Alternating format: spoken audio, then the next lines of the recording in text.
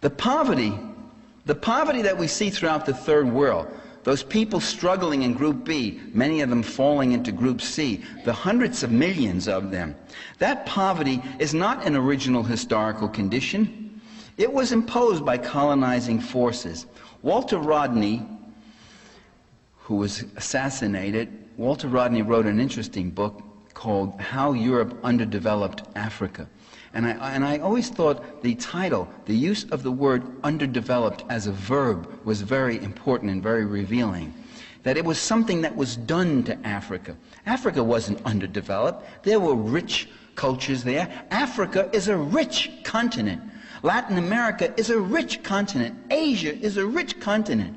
The imperialists, the colonialists, don't go to poor places. They go to rich places. They go in there to take their markets, to take their oil, their timber, their cotton, their hemp, their flax, their gold, their silver, their diamonds, and 1,000 other things. And they go in there to exploit and ruthlessly exploit their labor. That's why I go, Africa is rich, only its people are poor. And there's still problems in Africa today. There's still outrageous things going on in Africa.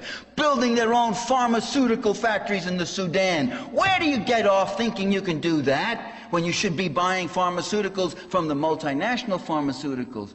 Owning your own land. A lot of the land in Africa is still in the village economy. Collectively run, often, by the way, run and worked by women. In collectives. They got no business running that land. That's our land. That's our land. That belongs to us.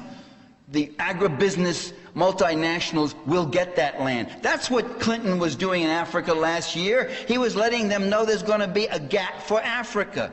A GATT, when I was a kid in the old gangster movies, a GATT was a gun you held to somebody's head. Indeed.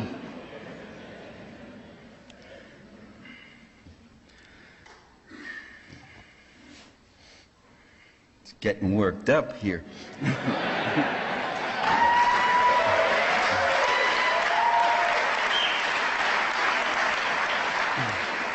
So the goal is to deracinate the population. That is, get them off the land, de-skill them, and then force them to work at subsistence wages. Take the case of India. India was a rich, advanced, developed country. Until the British went in 1800. And between 1800 and 1830, the Indian textile industry, which was outperforming the British textile industry in exports and quality, was dismantled.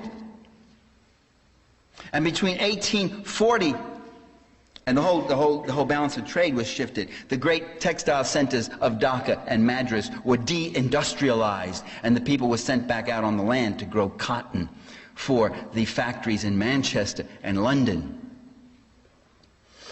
And between 1850 and 1900, the Indian per capita income fell by 65%.